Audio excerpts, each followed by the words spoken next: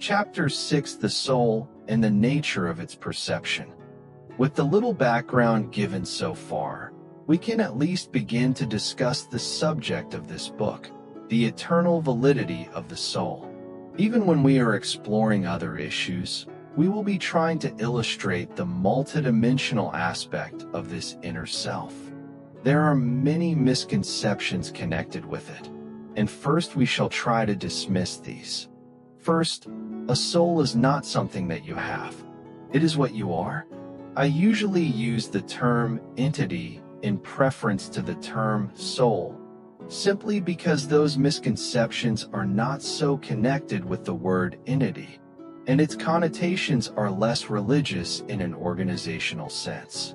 The trouble is that you frequently consider the soul or entity as a finished, static thing that belongs to you but is not you. The soul or entity, in other words, your most intimate, powerful inner identity, is and must be forever changing. It is not, therefore, something like a cherished heirloom. It is alive, responsive, curious. It forms the flesh and the world that you know, and it is in a state of becoming. Now, in the three-dimensional reality in which your ego has its focus, becoming presupposes arrival, or a destination, an ending to that which has been in a state of becoming. But the soul or entity has its existence basically in other dimensions, and in these, fulfillment is not dependent upon arrivals at any points, spiritual or otherwise. The soul or entity is always in a state of flux or learning, and of developments that have to do with subjective experience rather than with time or space. This is not nearly as mysterious as it might sound. Each of my readers plays a game in which the egotistical conscious self pretends not to know what the whole self does know. Since the ego is a part of the whole self, then it must necessarily be basically aware of such knowledge. In its intense focus in physical reality, however, it pretends not to know until it feels able to utilize the information in physical terms. You do have access to the inner self, therefore, you are hardly cut off from your own soul or entity. The ego prefers to consider itself the captain at the helm, so to speak, since it is the ego who most directly deals with the sometimes tumultuous seas of physical reality, and it does not want to be distracted from this task. Channels, psychological and psychic, always exist, sending communications back and forth through the various levels of self, and the ego accepts necessary information and data from inner portions of the personality without question. Its position, in fact, depends in a large manner upon this unquestioning acceptance of inner data. The ego, in other words, the exterior self that you think of as yourself, that portion of you maintains its safety and its seeming command precisely because inner layers of your own personality constantly uphold it, keep the physical body operating, and maintain communications with the multitudinous stimuli that come both from outside conditions and inside conditions. The soul or entity is not diminished but expanded through reincarnations, through existence and experience in probable realities, something that I will explain later. It is only because you have a highly limited conception of your own entity that you insist upon its being almost sterile in its singularity. There are millions of cells within your body, but you call your body a unit and consider it your own. You do form it from the inside out, and yet you form it from living substance, and each small particle has its own living consciousness. There are clumps of matter, and in that respect, there are clumps of consciousness, everyone, with their own destiny and abilities and potential. There are no limitations to your own entity. Therefore, how can your entity or soul have boundaries? For boundaries would enclose it and deny it freedom. Often it seems that the soul is thought of as a precious stone, to be finally presented as a gift to God, or considered as some women used to consider their virginity, something highly prized that must be lost, the losing of it being signified as a fine gift to the receiver. In many philosophies, this sort of idea is retained, the soul being returned to a primal giver or being dissolved in a nebulous state somewhere between being and non-being. The soul is, however, first creative. It can be discussed from many viewpoints. Its characteristics can be given to some degree, and indeed most of my readers could find out these characteristics for themselves if they were highly motivated, and if this was their main concern. The soul or entity itself is itself the most highly motivated, most highly energized, and most potent consciousness unit known in any universe. It is energy concentrated to a degree quite unbelievable to you. It contains unlimited potential, but it must work out its own identity and form its own worlds. It carries within it the burden of all beings. Within it are personality potentials beyond your comprehension. Remember, this is your own soul or entity I am speaking of, as well as soul or entity in general. You are one manifestation of your own soul. How many of you would want to limit your reality, your entire reality, to the experience you now know? You do this when you imagine that your present self is your entire personality or insist that your identity be maintained unchanged through an endless eternity. Such an eternity would be dead indeed. In many ways, the soul is an incipient God, and later in this book we will discuss the God concept. For now, however, we will simply be concerned with the entity or soul, the larger self that whispers even now in the hidden recesses of each reader's experience. I hope in this book not only to assure you of the eternal validity of your soul or entity, but to help you sense its vital reality within yourself. First of all, however, you must have some idea of your own psychological and psychic structure. When you understand to some extent who and what you are, then I can explain more clearly who and what I am. I hope to acquaint you with those deeply creative aspects of your own being, so that you can use these to extend and expand your entire experience. Many individuals imagine the soul to be an immortalized ego, forgetting that the ego, as you know, it is only a small portion of the self. So, this section of the personality is simply projected onward, ad infinitum, so to speak. Because the dimensions of your reality are so little understood, your concepts are bound to be limited. In considering immortality, mankind seems to hope for further egotistical development, and yet he objects to the idea that such development might involve change. He says through his religions that he has a soul indeed, without even asking what a soul is, and often he seems to regard it, again, as an object in his possession. Now personality, even as you know it, constantly changes, and not always in ways that are anticipated, most often, in fact, in unpredictable ways. You insist upon focusing your attention upon the similarities that are woven through your own behavior, and upon these you build a theory that the self follows a pattern that you, instead, have transposed upon it. And the transposed pattern prevents you from seeing the self as it really is. Therefore, you also project this distorted viewpoint upon your conception of the reality of the soul. You think of the soul, therefore, in the light of erroneous conceptions that you hold regarding even the nature of your mortal selves. Even the mortal self, you see, is far more miraculous and wondrous than you perceive, and possesses far more abilities than you ascribe to it. You do not understand yet the true nature of perception, even as far as the mortal self is concerned, and therefore you can hardly understand the perceptions of the soul. For the soul, above all, perceives and creates. Remember again that you are a soul now. The soul within you, therefore, is now perceiving. Its methods of perception are the same now as they were before your physical birth, and as they will be after your physical death. So basically, the inner portion of you, the soul stuff, will not suddenly change its methods of perception nor its characteristics after physical death. You can find out what the soul is now, therefore.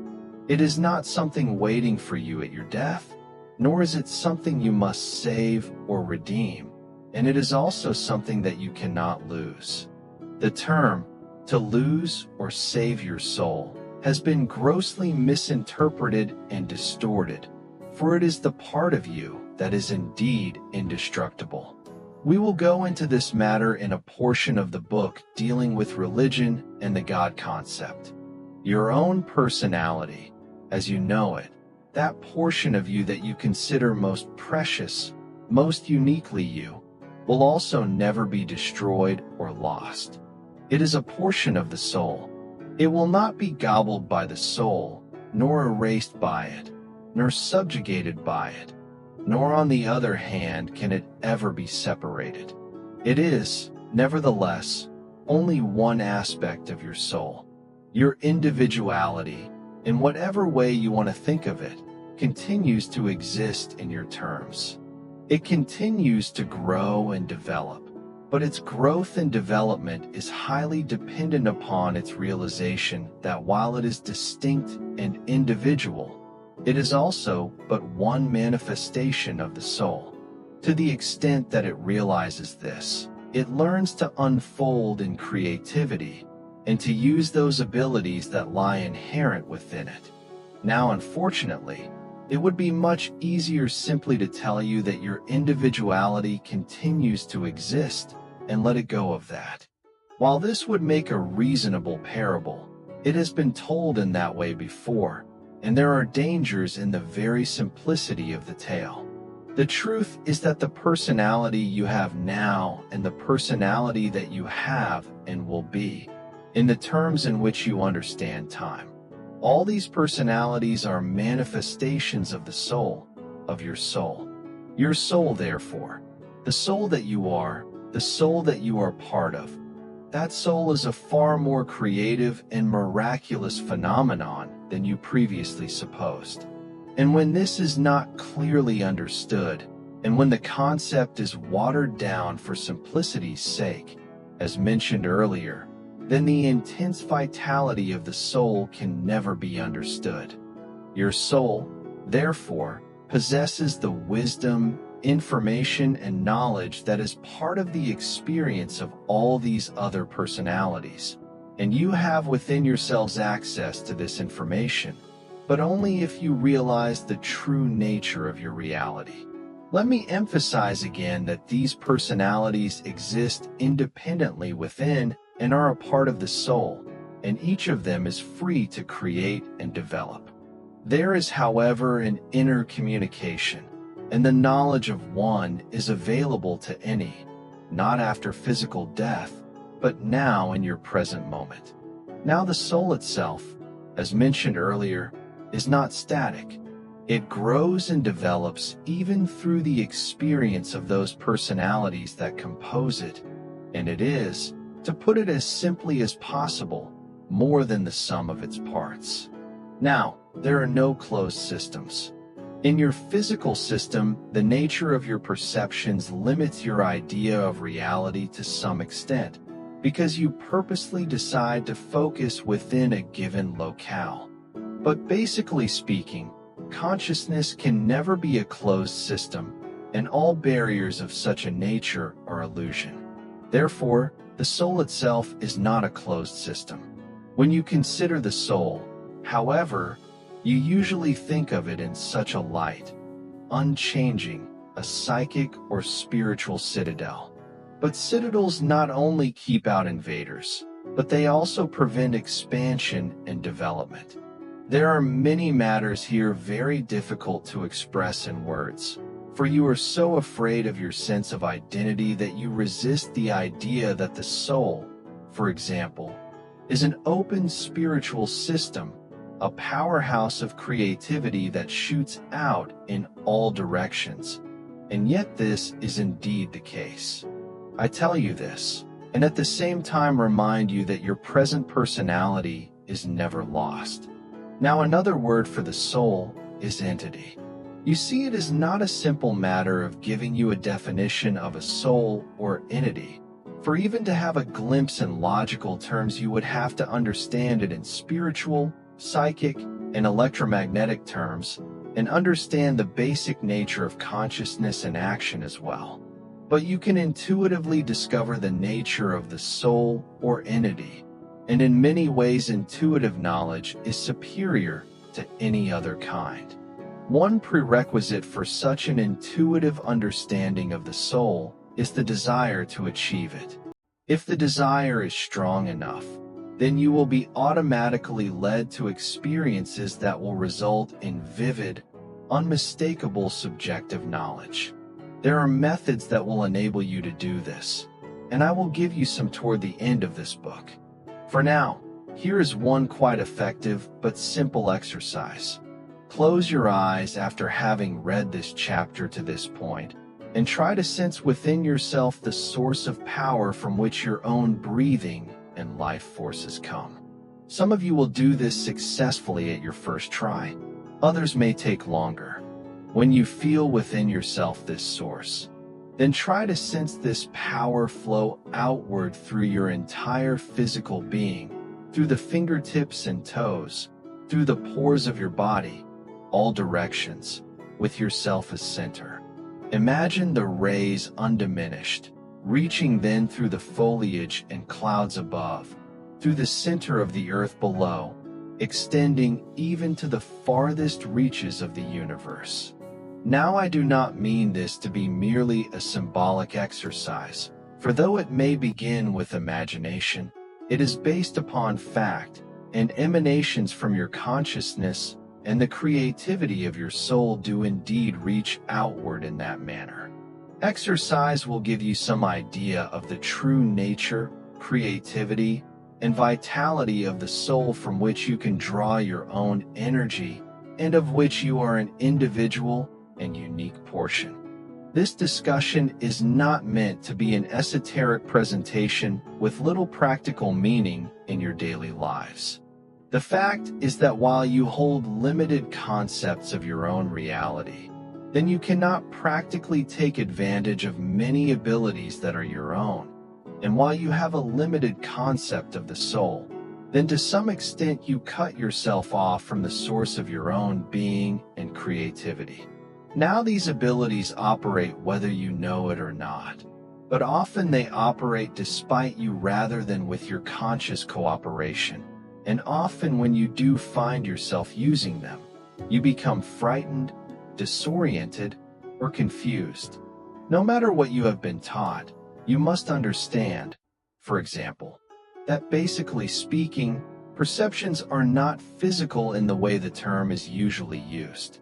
If you catch yourself perceiving information through other than your physical senses, then you must accept the fact that this is the way perception works. What often happens is that your conception of reality is so limited that you take fright whenever you perceive any experience that does not fit into your conception. Now, I am not speaking merely of abilities loosely called extrasensory perception. These experiences seem extraordinary to you only because you have for so long denied the existence of any perception that did not come through the physical senses.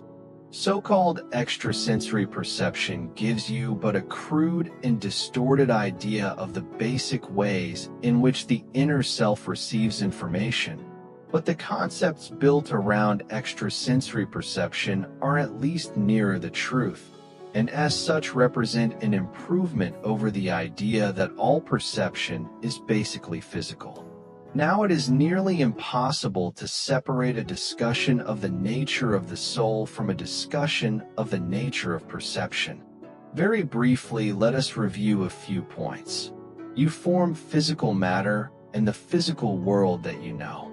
Physical senses actually can be said to create the physical world, in that they force you to perceive an available field of energy in physical terms and impose a highly specialized pattern upon this field of reality. Using the physical senses, you can perceive reality in no other way. This physical perception in no way alters the native, basic, unfettered perception that is characteristic of the inner self, the inner self being the portion of the soul that is within you. The inner self knows its relationship with the soul. It is a portion of the self that acts, you might say, as a messenger between the soul and the present personality. You must also realize that while I use terms like soul or entity, inner self, and present personality, I do so only for the sake of convenience, for one is a part of the other. There is no point where one begins and another ends. You can see this easily for yourself if you consider the way in which psychologists use the terms ego, subconscious, and even unconscious. What seems subconscious in one instant may be conscious the next. An unconscious motive may also be conscious at one point. Even in these terms, your experience should tell you that the words themselves make divisions that do not exist in your own experience. You seem to perceive exclusively through your physical senses, and yet you have only to extend your egotistical idea of reality, and you will find even your egotistical self accepting quite readily the existence of non-physical information. As it does, its own ideas of its own nature will automatically change and expand, for you will have removed limitations to its growth. Now any act of perception changes the perceiver, and so the soul, considered as a perceiver, must also change. There are no real divisions between the perceiver and the thing seemingly perceived. In many ways, the thing perceived is an extension of the perceiver. This may seem strange, but all acts are mental, or if you prefer, psychic acts. This is an extremely simple explanation, but the thought creates reality. Then the creator of the thought perceives the object, and he does not understand the connection between him and this seemingly separate thing. This characteristic of materializing thoughts and emotions into physical realities is an attribute of the soul. Now in reality, these thoughts are made physically. In other realities, they may be constructed in an entirely different fashion. So, your soul, that you are, constructs your physical daily reality for you from the nature of you. Thoughts and expectations. You can readily see, therefore, how important your subjective feelings really are. This knowledge, that your universe is idea construction, can immediately give you clues that enable you to change your environment and circumstances beneficially. When you do not understand the nature of the soul, and do not realize that your thoughts and feelings form physical reality, then you feel powerless to change it. In later chapters of this book, I hope to give you some practical information that will enable you to alter practically the very nature and structure of daily life. The soul perceives all experience directly. Most experiences of which you are aware come packaged in physical wrapping, and you take the wrapping for the experience itself and do not think of looking inside. The world that you know is one of the infinite materializations taken by consciousness, and as such it is valid. The soul, however, does not need to follow the laws and principles that are a part of the physical reality, and it does not depend upon physical perception. The soul's perceptions are of acts and events that are mental, that lie, so to speak, beneath physical events as you know them. The soul's perceptions are not dependent upon time, because time is a physical camouflage and does not apply to non-physical reality. Now it is difficult to explain to you how direct experience works, for it exists, a total field of perception, innocent of the physical clues such as color, size, weight, and sense, with which your physical perceptions are clothed. Words are used to tell of an experience, but they obviously are not the experience that they attempt to describe. Your physical subjective experience is so involved with word thinking, however, that it is almost impossible for you to conceive of an experience that is not thought-word oriented. Now, each event of which you are aware is already a translation of an inner event, a psychic or mental event that is perceived by the soul directly, but translated by the physically oriented portions of the self into physical sense terms. It goes without saying then that the soul does not require a physical body for purposes of perception. That perception is not dependent upon physical senses. That experience continues whether or not you are in this life or another. And also that the soul's basic methods of perception are also operating within you now even as you read this book.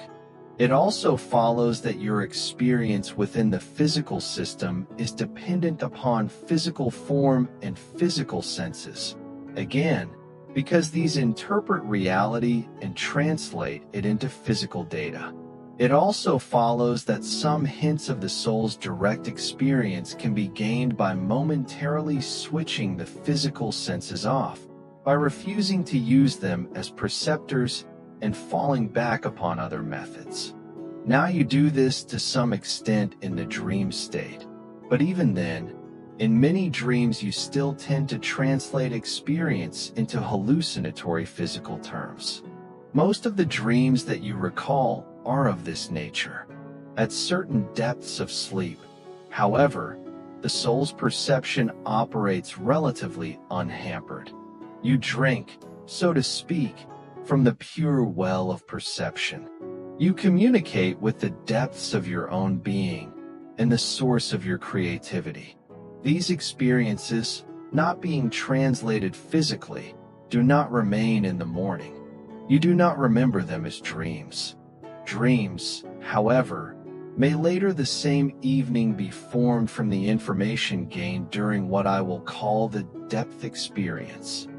These will not be exact or near translations of the experience, but rather of the nature of dream parables, an entirely different thing, you see. Now this level of consciousness, occurring in the state of sleep, has not been pinpointed by your scientists. During it, energy is generated that makes the dream state itself possible. It is true that dreams allow the physically oriented self to digest current experience, but it is also true that the experience is then returned to its initial components. It breaks apart, so to speak. Portions of it are retained as past physical sense data, but the whole experience returns to its initial direct state. It exists then, eternally, separated from the physical clothing that you need to understand it. Physical existence is one way in which the soul chooses to experience its own actuality. The soul, in other words, has created a world for you to inhabit, to change, a complete sphere of activity in which new developments and indeed new forms of consciousness can emerge. In a manner of speaking, you continually create your soul as it continually creates you. Now, the soul is never diminished, nor basically are there any portions of the self. The soul can be considered as an electromagnetic energy field of which you are part. It is a field of concentrated action when you consider it in this light, a powerhouse of probabilities or probable actions seeking to be expressed, a grouping of non-physical consciousnesses that nevertheless knows itself as an identity. Look at it this way. The young woman through whom I speak once stated in a poem, and I quote, "These atoms speak and call themselves my name." Now your physical body is a field of energy with a certain form. However, and when someone asks you your name, your lips speak it, and yet the name does not belong to the atoms and molecules in the lips that utter the syllables. The name has meaning only to you. Within your body, you cannot put your finger upon your own identity.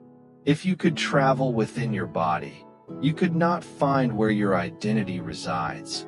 Yet you say, "This is my body, and this is my name." If you cannot be found, even by yourself, within your body, then where is this identity of yours that claims to hold the cells and organs as its own? Your identity obviously has some connection with your body, since you have no trouble distinguishing your body from someone else's, and you certainly have no trouble distinguishing between your body and the chair, say, upon which you may sit. In a larger manner, the identity of the soul can be seen from the same viewpoint.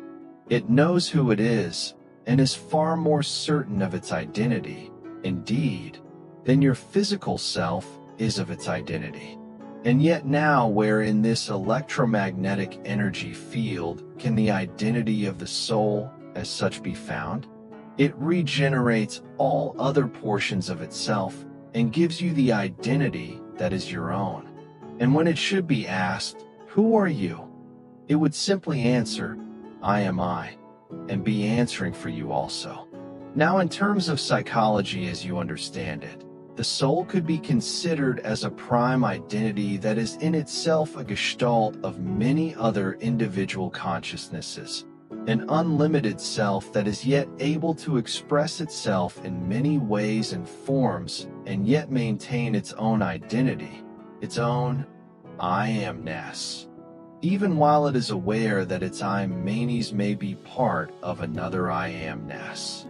Now I am sure it may seem inconceivable to you, but the fact is that this I amness is retained even though it may, figuratively speaking, now merge with and travel through other such energy fields. There is, in other words, a give and take between souls or entities, and no end of possibilities, both development and expansion. Again, the soul is not a closed system.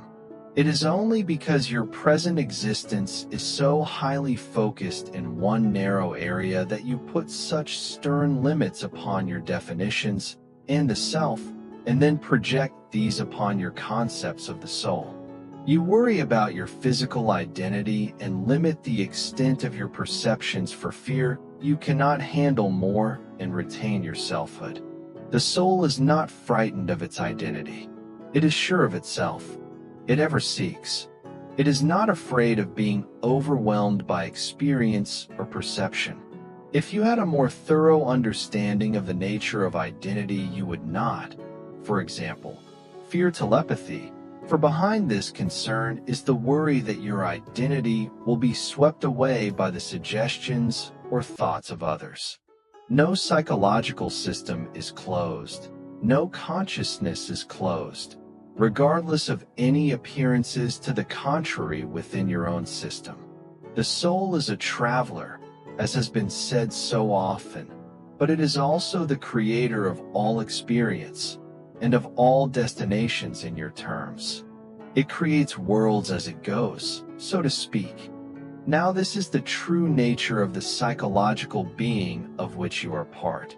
As mentioned earlier, later in the book, I will give you some practical suggestions that will allow you to recognize some of your own deeper abilities and utilize them for your own development, pleasure, and education.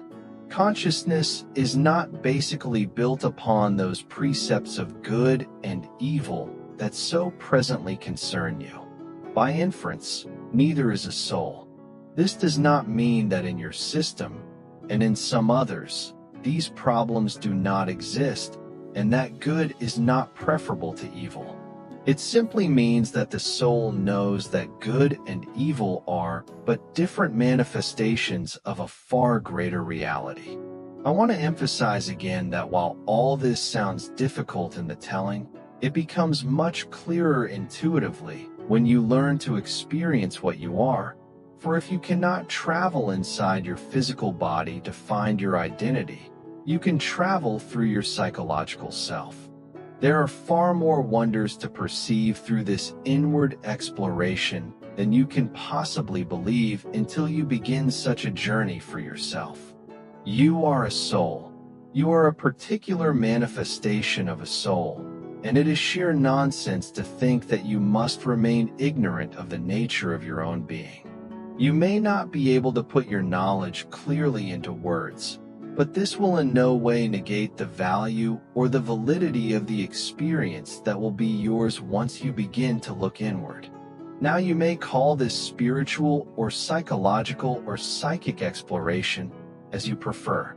You will not be trying to find your soul. In that respect, there is nothing to find. It is not lost, and you are not lost. The words you use may make no difference, but your intent does indeed.